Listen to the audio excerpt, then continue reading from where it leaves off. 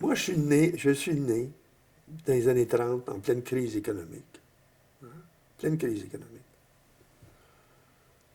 Mon père était eu des grands moments de chômage. Il était ouvrier à une usine de chaussures. Et à un moment donné, ça faisait 6 mois qu'il était dans le chômage. Il était engagé dans une mine qui est à 5 000 de Saint-Jérôme, donc plusieurs 7-8 kilomètres. Il partait le matin à 4h30.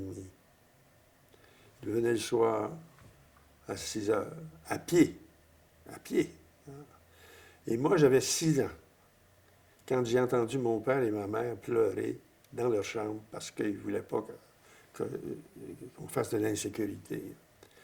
La, la crise économique, nous autres, on se le dit, mes frères puis ma soeur, hein, on ne l'a pas tellement connu, la crise, tellement il y avait une atmosphère dans la maison où il y avait aussi un courage de ceux qui nous ont transmis la foi, qui tiraient de leur foi. Hein. Alors moi, je dis ça parce que... et puis ça s'est vécu dans combien de familles. Alors tu ne peux pas faire table rase, puis oublier, hein, moi, dans les batailles que j'ai menées, où on voulait jeter l'Église dans le Saint-Laurent, où on jetait l'Église dans le Saint-Laurent, hein, j'ai dit, écoutez, vous êtes en train de traiter vos ancêtres, et peut-être même vos parents, vos grands-parents comme une bande d'imbéciles, là. Hein? Fessez sur les curés si vous voulez, mais... Alors, c'est dans ce sens-là, je pense que c'est un exemple parmi cent de toute la générosité qu'il y avait dans la société des sociétés traditionnelles. Bien sûr qu'il y avait c'était un carcan, puis il fallait se libérer. Hein. Puis cette libération-là, c'est faite contre notre religion.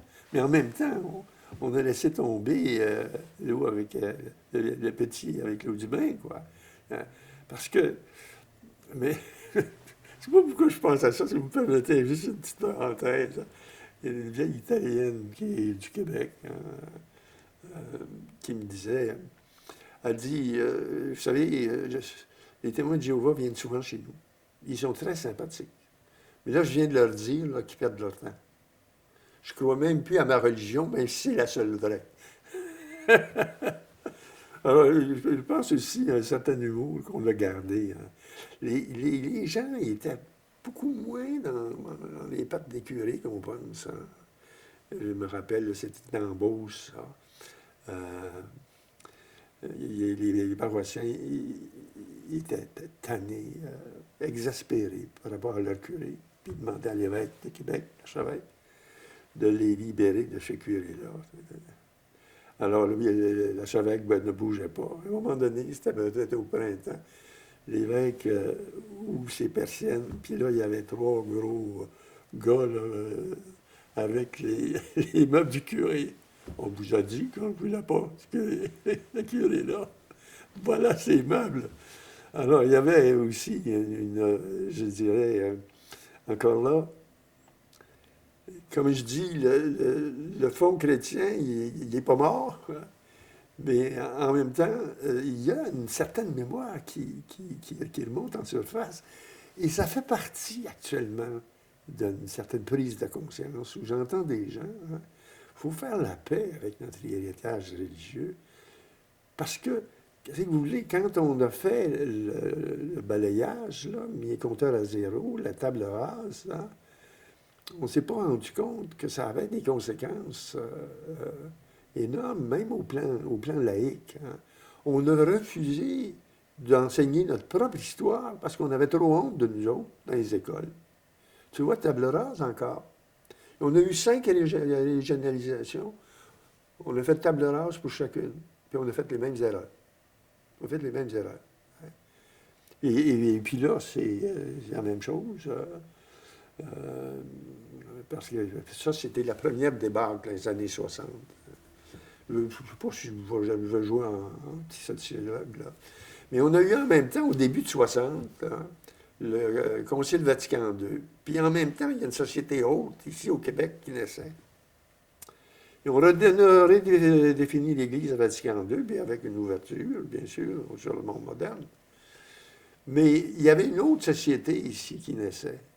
Et dans l'Église, on n'a pas su quoi faire en face de ça. On n'avait plus les grosses batteries là, pour le gros soutien de nos institutions. Là, c'est pas nous autres qui définissaient, qui définissaient à ce moment-là, dans le changement. C'est pas nous autres qui définissaient les règles du jeu, aménager le terrain. Et là, on n'a pas su trop quoi faire par rapport à ça. Ça a pris du temps avant de retomber sur nos pieds. Puis, il y a la deuxième débâcle qu'on vit présentement. Je ne sais pas si on va en parler. Nommez-la, la deuxième débâcle. La deuxième débâcle, je vous donne une figure très emblématique. On vient de vendre mon église. Notre église. Ça, c'est la deuxième débâcle. Moi, je pense que c'est la dernière, l'ultime table rase au Québec. Mais moi, je ne suis pas désespéré. Hein. Je ne suis pas désespéré du tout. C'est avec un groupe de chrétiens et, qui sont en train de faire un déplacement. C'est comme si on travaillait, moi je suis au milieu d'eux autres, mais simplement un membre. On travaillait à une église haute, hein, où il y a un certain déplacement du centre de gravité, le pape, l'évêque et puis le curé, donc la structure cléricale. Et là, on est en train de se donner des communautés qui se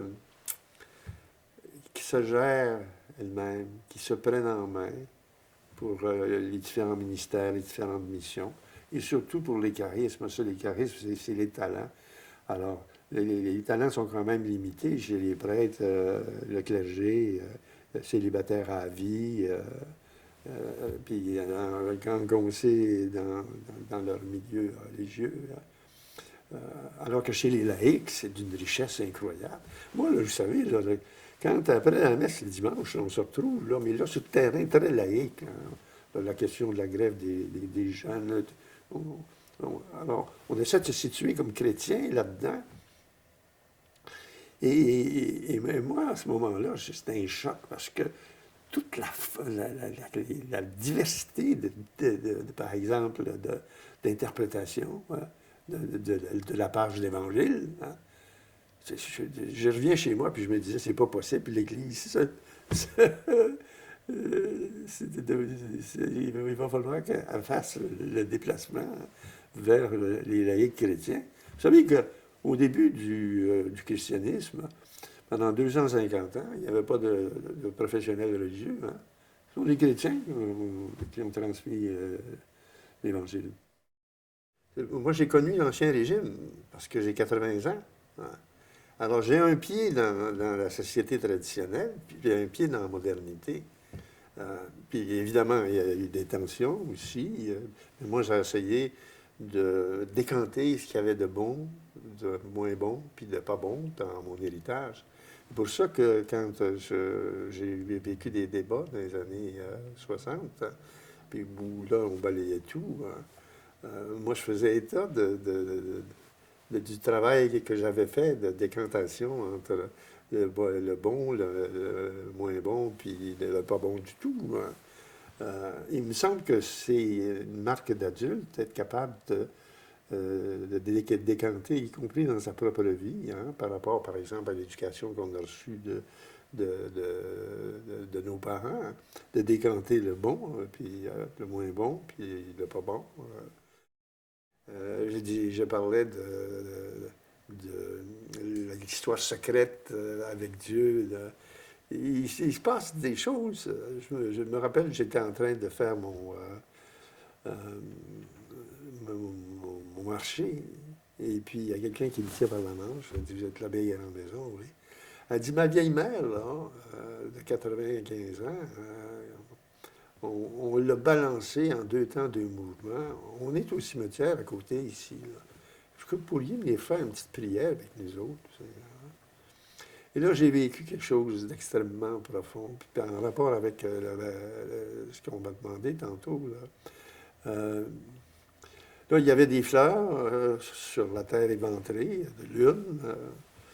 J'ai dit, je m'aperçois aussi que vous l'aimiez passablement, votre mamie. Hein?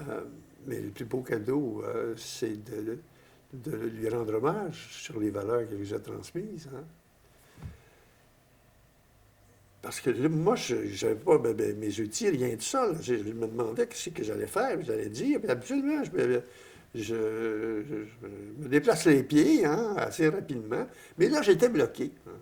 Alors, j'ai dit, je vais partir, autrement dit, renverser l'offre que je peux faire en passant par la demande. Alors, c'est la demande que je viens d'évoquer. Alors, la première qui a parlé, c'est une jeune fille de 14 ans, hein, qui dit, moi, je ne suis pas religieuse, mais ma grand-mère mamie m'a envoyé une lettre à l'occasion de mon anniversaire, puis elle me disait, ce que tu es est un cadeau de Dieu, Amélie. Et ce que tu vas faire de toi, c'est ton cadeau à Dieu. Alors, elle dit, j'ai demandé au bon Dieu s'il existe, hein, donne-moi un signe. Il la saute dans les bras. C'est l'ange chez vous, l'ange. Non, mais là, je me suis rendu compte qu'à l'intérieur de toute la démarche, où je n'étais pas le guide même, hein, que le fond chrétien montait, remontait en surface. Je me dis, le christianisme chez nous est moins mort qu'on le dit. Déjà, je pense qu'on pourrait faire une exégèse, une interprétation de ça, mais je pense que ça suffit pour bien marquer comment ça se joue souterrainement. Cette fille-là dont je viens de parler, des Bleus à l'âme, c'est la dramatique d'un certain nombre de jeunes à un moment donné quand ils font face à l'échec ou quelque chose comme ça, tu sais. Ou bien non, là, c'était là, dans le cas, c'était une jeune fille qui avait tout réussi, hein, mais qui avait besoin de se retrouver à l'intérieur de soi, sans les mots pour le dire. Alors, c'est ça, c'est des belles leçons de la vie. Hein.